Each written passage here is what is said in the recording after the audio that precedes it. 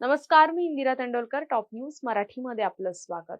मनोज जरांगे पाटील यांच्या आंदोलनामुळे पुन्हा एकदा ओबीसी विरुद्ध मराठा संघर्ष तीव्र होण्याची शक्यता आहे. ओबीसी नेते प्रकाश अण्णा शेंडगे यांनी मनोज जरांगे पाटील यांच्या आरक्षणाच्या मागणीवर जोरदार आक्षेप घेत राज्य सरकारलाही लक्ष केलंय. बोगस कुणबी प्रमाणपत्रांच्या आधारे ओबीसी आरक्षणात प्रवेश करण्याचा प्रयत्न सुरू असल्याचा आरोप करत 11 तारखेला ओबीसी समाजाची महत्त्वाची बैठक बोलावण्यात आली आहे. या बैठकीत तोडगा न निघाल्यास राज्यव्यापी आंदोलन छेडण्याचा इशाराही प्रकाश शेंडगे यांनी दिला आहे.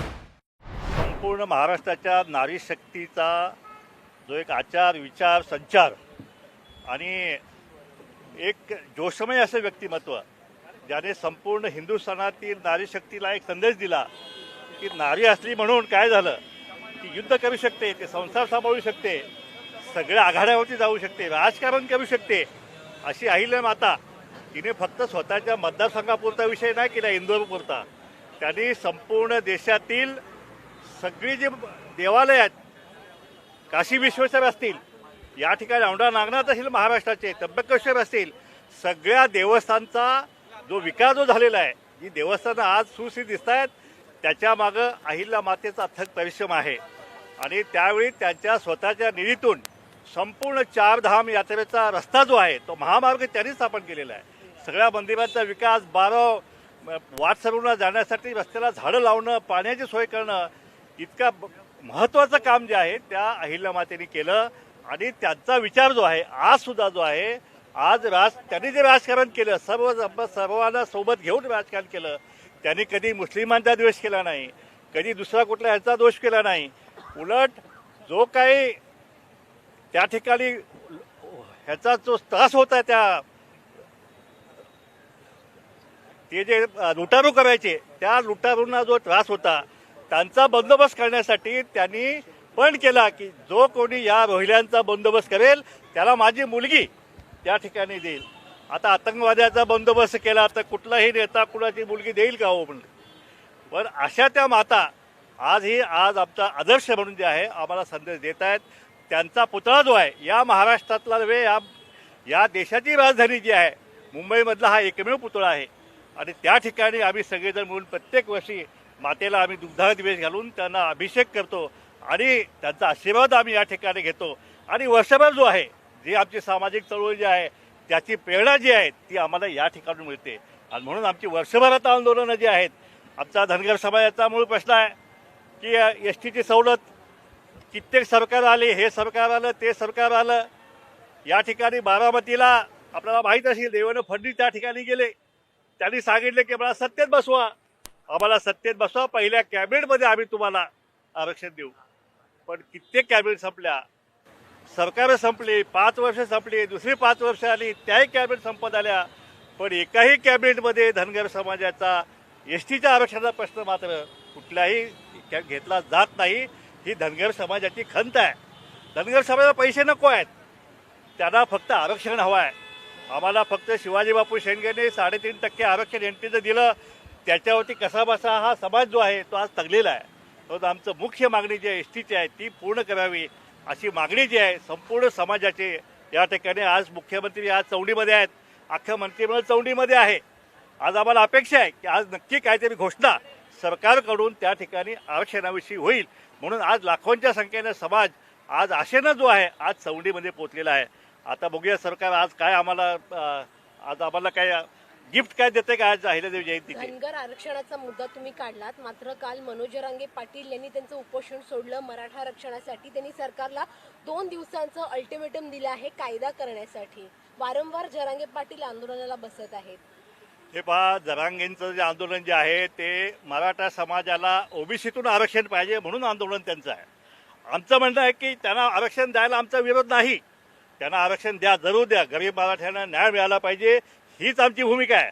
परंतु आमच्या ताटातलं खायचं, ओढून घ्यायचं, कारण तुमची सत्ताधीश आहे, तुमचे आमदार आहेत, मंत्री आहेत, ह्याच्यावरती तुम्ही जर आमचं ताट ओढून घेत असाल तर ते आम्ही मुळीच खपून घेणार नाही. कुठल्याही परिस्थितीत सगळे नेते सांगतायत की आम्ही ओबीसीला धक्का लावणार नाही, देवेंद्र फडणवीसमध्ये धक्का लावणार नाही, अजितदादा म्हणून गेले, सगळे मुख्यमंत्री जे आहेत सगळे, उद्धवजी पण म्हणाले कणभर सुद्धा धक्का लागू देणार नाही. आम्ही पण 100 जवळ 125 जिल्हा परिषद सदस्य, पंचायत समिती सदस्य, सगळ्या आमच्या जागा ज्या दिवसा ढवळ्या बोगस कुणब्यांचे दाखले घेऊन त्यांनी हडप केले ना.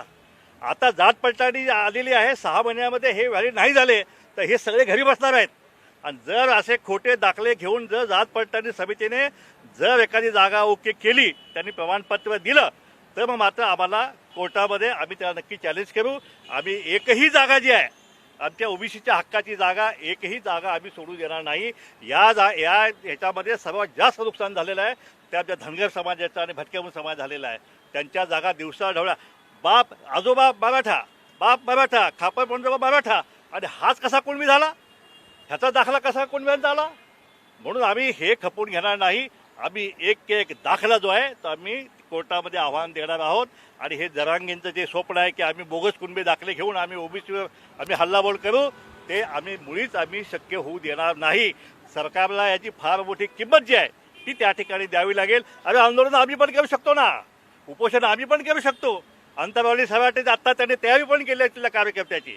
पण आम्ही त्यांना सबूत सल्ला दिला आहे की सरकार अजून म्हणते की आम्ही ओबीसीला आम्ही धक्का लागू देणार नाही. धक्का न लागता आम्ही काय द्यायचं ते देऊ. 10% आरक्षण आधीच दिलेलं आहे खरं तर सरकारने. अधिवेशनात देखील या संदर्भात घोषणा केली आहे. मुख्यमंत्री असतील, उपमुख्यमंत्री, मात्र तरीही ते म्हणतात की 10% आरक्षण पुरणार नाही करू. हे पहा, एखाद्या समाजाला 10% आरक्षण, एवढं मोठं आरक्षण जे आहे ईडब्ल्यूएसचं, आणि त्या 10% मधलं जवळपास 8.9% आरक्षण हे फक्त एकटा मराठा समाजाने घेतलं. हे आकडे सांगतात, मी सांगत नाही आहे.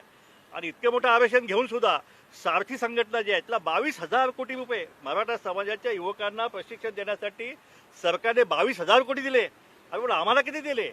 जो ओबीसी समाज महाराष्ट्रामध्ये 55% आहे, 60% आहे, त्याला तुम्ही फक्त 2,000 कोटी देताय.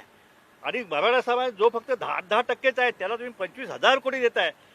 ही विषमता जी आहे, हा दुजाभाव जो आहे, हा आम्ही खपवून घेणार नाही. जे तुम्ही मराठा समाजाला द्याल तेच आम्हाला तुम्हाला द्यावंच लागेल. जे काय तुम्ही मराठा योजना कराल त्या योजना ओबीसीसाठी तुम्हाला द्याव्याच लागतील. धनगर समाजासाठी तुम्ही आदिवासी ना ते धनगर समाजाला मग देत का नाही? नुसती घोषणा तुम्ही करताय, हे आम्ही मुळीच खपवून घेणार नाही. आणि यापुढे सरकारनं बराबरानं आमच्या हक्काचं जे आरक्षण ते आम्हाला दिलं गेलं पाहिजे.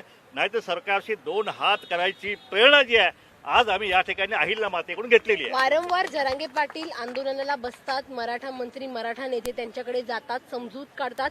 असं वाटतंय का की मराठा नेते आणि मराठा मंत्री जे आहेत ते कुठेतरी ओबीसींवर अन्याय करतायत मराठा समाजाला न्याय देण्यासाठी? प्रसाद लाड त्यांच्या भेटीसाठी दवाखान्यात गेलेले आहेत. हे पहा, ह्या महाराष्ट्राच्या मंत्रिमंडळामध्ये 17 ओबीसी मंत्री आहेत. सगळा गाव मामाचा आहे, पण ते काही करत का नाहीयेत मग? पण एकही कामाचा नाही आहे. आणि ज्यावेळी इथं आता भंडाऱ्यामध्ये आमचं ओबीसीचं आंदोलन झालं, 46.7 डिग्री टेम्परेचर, त्या ठिकाणी आमचे लोक उपोषणाला बसलेले आहेत. मग त्या ठिकाणी प्रसाद लाड असतील किंवा दरेकर असतील, हे मुख्यमंत्र्यांची जे काय प्रमुख मंडळी जी आहेत ती त्या ठिकाणी का भेट देत नाहीत? मग त्यांना फक्त मराठा समाज आंदोलन दिसतं काय? आमचं दिसत नाही का? आणि दिसण्यासारखं आंदोलन करायचं असेल तर हम भी कुछ कम नहीं है. और हम भी सरकार को ये इशारा देते हैं कि आपने हमारे आरक्षण को अगर धक्का लेने की थोड़ी भी कोशिश की तो ये सरकार गिर के रहेगा. शेवटचा प्रश्न, तुम्ही मंत्रिमंडळात किंवा मुख्यमंत्र्यांना भेटणार का, किंवा तुमचे नेते छगन भुजबळ यांची देखील भेट घेऊन या सगळ्या संदर्भात तुम्ही त्यांच्याशी काही निवेदन देणार आहात? हो, आम्ही सरकारला निवेदन दिलेलं आहे. एक तर जात न्याय जनगणना चालू आहे. अनेक गावामधून ओबीसी बांधव बहिष्कार घालत आहेत की कारण सरकारने कॅबिनेटचा निर्णय घेतला होता केंद्र सरकारने की यावेळची जनगणना जी आहे ती आम्ही सर्व जात न्याय जनगणना करू. पण जो काही त्यांची प्रश्नावली आलेला आहे त्याच्यामध्ये 12व्या कॉलममध्ये फक्त SC/ST आलेला आहे आणि बाकी इतर तर काहीच आलेलं नाही. त्यामुळं ओबीसीमध्ये फार मोठा संताप जो आहे तो त्या ठिकाणी आहे, फार मोठी साशंकता आहे. त्यामुळे सरकारनं याचं विश्लेषण, याची स्पष्टता केली पाहिजे की पुढच्या टप्प्यामध्ये आम्ही जात न्याय जनगणना करू. आणि जर ती नाही केली तर मात्र राज्यव्यापी आंदोलन जे आहे ते आम्ही केल्याशिवाय राहणार नाही. येत्या 11 तारखेला मुंबईमध्ये ओबीसी नेत्यांची बैठक आम्ही बोलवली आहे. त्या बैठकीमध्ये आम्ही राज्यव्यापी आंदोलन जो आहे तो आम्ही निर्णय घेतल्याशिवाय राहणार नाही. थँक्यू. येळकोट. ज्या ठिकाणी अहिल्या मातेचा पुतळा आहे हे चर्चगेट स्थानकाच्या समोर आहे. हा मोठा चौक आहे. आज या महाराष्ट्राचा सगळ्यात मोठा चौक आहे. याला अहिल्यादेवी होळकरांचं नाव शेडगे बापूंनी आमच्या वडिलांनी त्या काळात दिलेलं आहे. आणि या ठिकाणी आम्ही पुतळाही बसवलेला आहे. या ठिकाणी चर्चगेट नावाचं स्टेशन आहे. इथं चर्चही नाही आणि गेट पण नाही आहे.